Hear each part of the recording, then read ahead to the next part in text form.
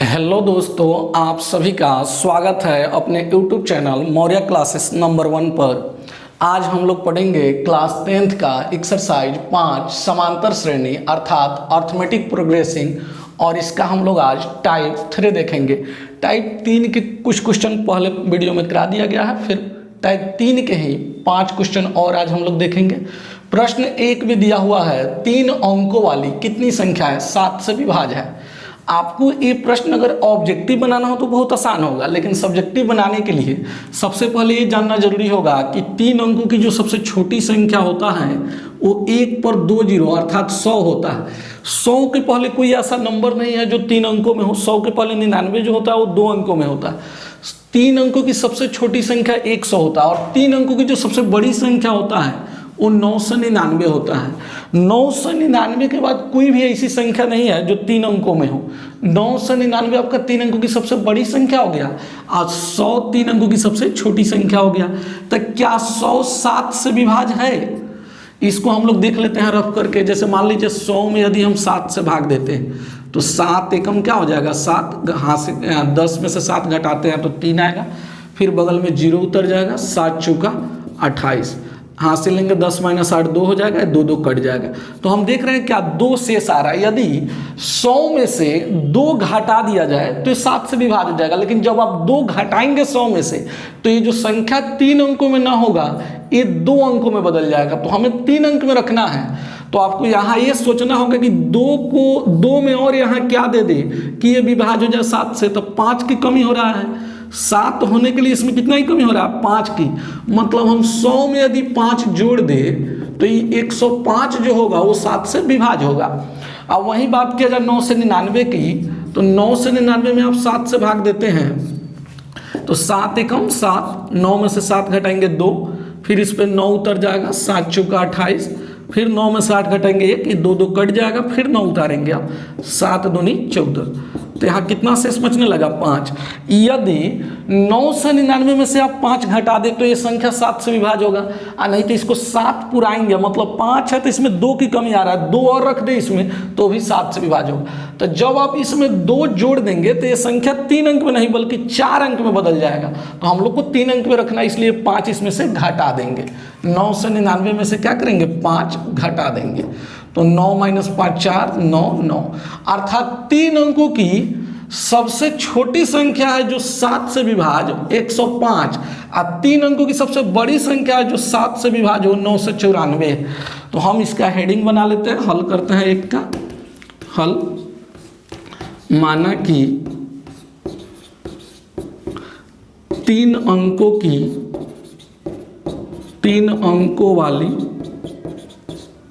7 से विभाज्य संख्याएं, 7 से विभाज्य संख्याएं निम्न है। मान लिए कि हमने नीचे लिखने जा रहे हैं इसको, तो सबसे पहले हो जाएगा 105। 105 के बाद कौन संख्या 7 से कटेगा, इसमें 7 जोड़ देते हैं, 112, फिर 112 में 7 जोड़ेंगे तो 119, डॉट कर लेते हैं, और लास्ट में हम लोग लिखेंगे 9 से 94। तो यहाँ ए का अविच्छेद तैयार हो गया, संख्याओं का अनुक्रम। ए बराबर क्या हो जाएगा, 105। डी बराबर जो होगा 7 से विभाज्य तो 7 ही आएगा, चाहे आप 112 से 105 घटा लेंगे। उसके बाद आपको ए एन बराबर मिल जाएगा 9 से 94, यहाँ लास्ट पद अंतिम पद, और इसमें ज्ञात करना है हम लोग को एन, क्वेश्चन मार्क।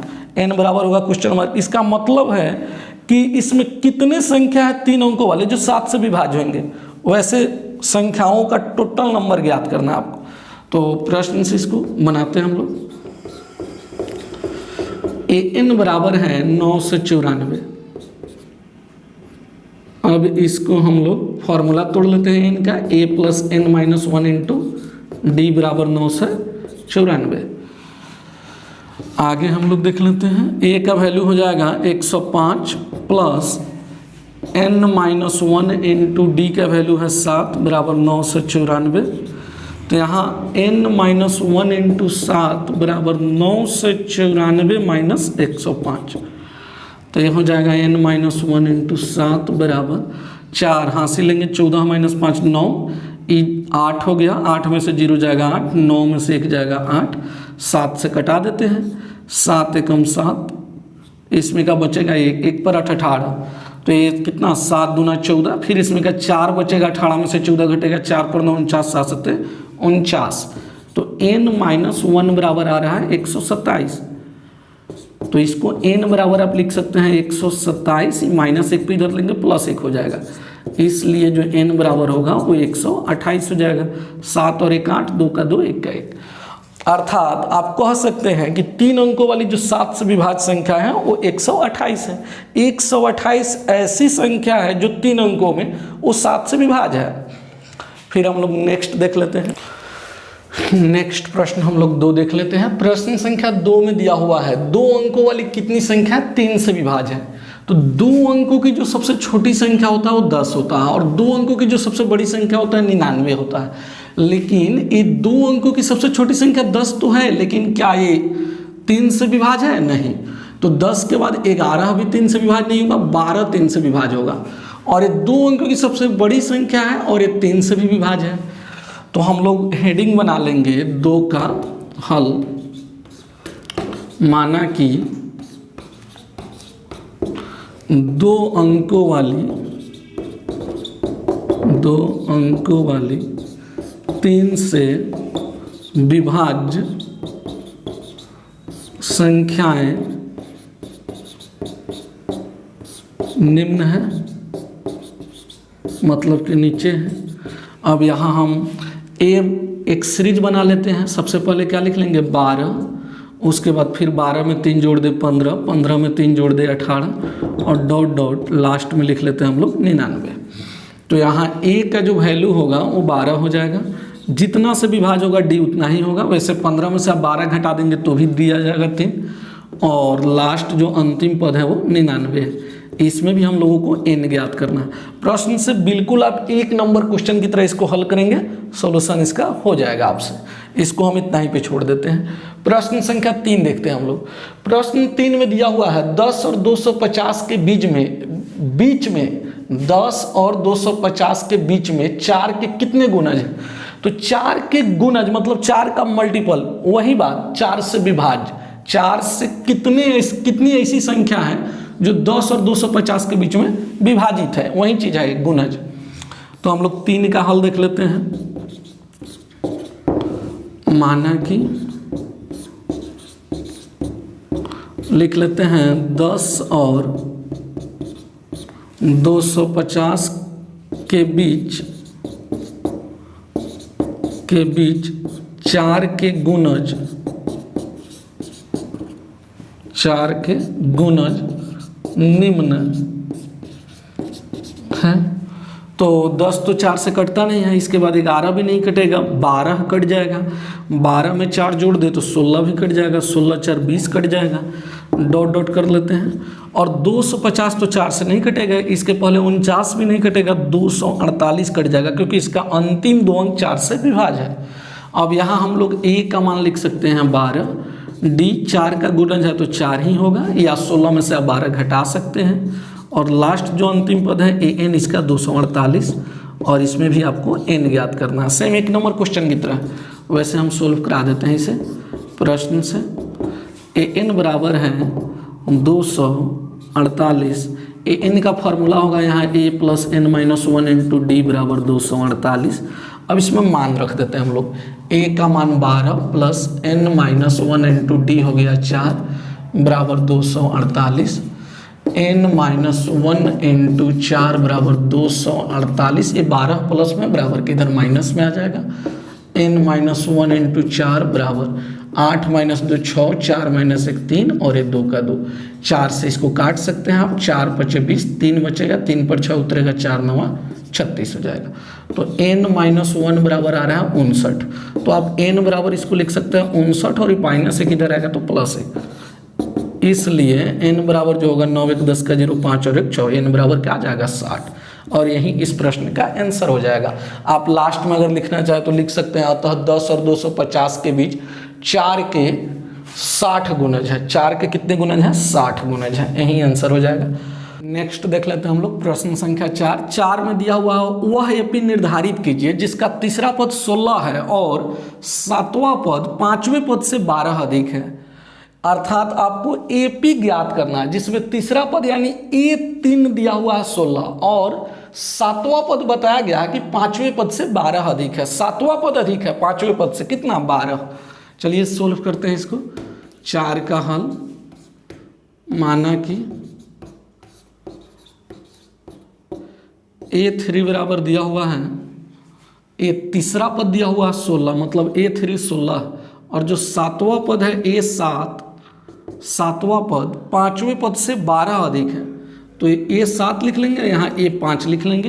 ये पांचवा पद हो गया और सातवां पद, पांचवें पद से सातवां पद 12 अधिक है तो पांचवें पद में 12 जोड़ देंगे तो ये सातवें पद के बराबर हो जाएगा। अब इसको हम लोग हल कर लेते हैं प्रश्न से। पहले हम A3 बराबर लिख लेते हैं। A3 बराबर क्या है 16। A3 को हम लोग तोड़ेंगे तो A प्लस A को कम करके 2D लिख लेंगे बराबर 16। इस समीकरण हो जाएगा 1।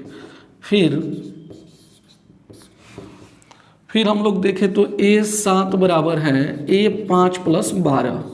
अब इसको अगर हम A7 को तोड़ते हैं तो A प्लस A को कम हो जाएगा 6D।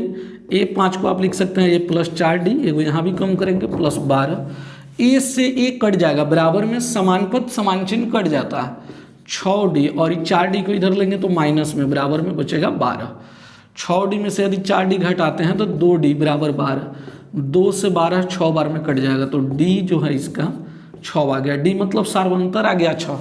तो अब हम लोग क्या ज्ञात कर लेते हैं, A ज्ञात कर लेते हैं। लिखते हैं यहाँ समीकरण 1 से, समीकरण 1 से लिख सकते हैं या आप लिख सकते हैं समीकरण 1 में D का मान रखने पर।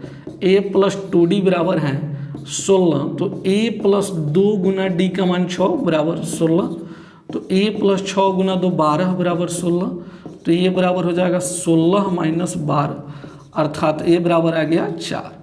इसलिए हम लोग क्या लिख लिए A बराबर 4। मतलब जो AP दिया गया है, जो AP निर्धारित करना है उसका प्रथम पद 4 है और सार्वंतर क्या है 6 है D। तो हम लोग निकाल लेते हैं अब A2। अब A2 बराबर हो जाएगा A प्लस D। तो A का वैल्यू है 4 और प्लस D का वैल्यू है 6 तो A2 आ जाएगा 10। फिर हम लोग A3 नहीं निकालेंगे क्योंकि तीसरा पद तो इसमें ऑलरेडी दिया हुआ है A3, तो हम लोग इसके बाद निकाल लेते हैं A4 बराबर हो जाएगा A प्लस 3D। तो A का मान यहाँ हो जाएगा 4 प्लस 3 गुना D का मान 6। फिर यहाँ हम लोग बोडमास के रूल से सोल्व करेंगे, पहले गुना करेंगे फिर जोड़ेंगे। 4 प्लस 6 3 18 तो 8 4 12 का 2 हासिल है, 1 1 2 22 आ जाएगा 18 4 लिख देंगे। इसलिए AP और AP का जो पहला पद है वो 4 है, दूसरा पद हम लोग ज्ञात कर चुके हैं 10 और तीसरा पद प्रश्न में ही दिया हुआ है 16, चौथा पद फिर यहाँ ज्ञात कर चुके हैं हम लोग 22 और इस तरह डॉट कर देंगे। यही क्या हो गया AP निर्धारित हो गया।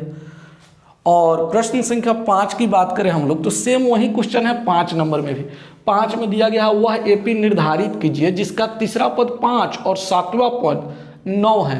अर्थात 5 का यदि आप हल करेंगे, 5 का हल तो लिखेंगे हल माना कि, और तीसरा पद अर्थात A3 हो जाएगा। A3 का वैल्यू दिया इसमें 5 और फिर आगे दिया है सातवां पद 9 तो A7 बराबर क्या दिया हुआ है 9।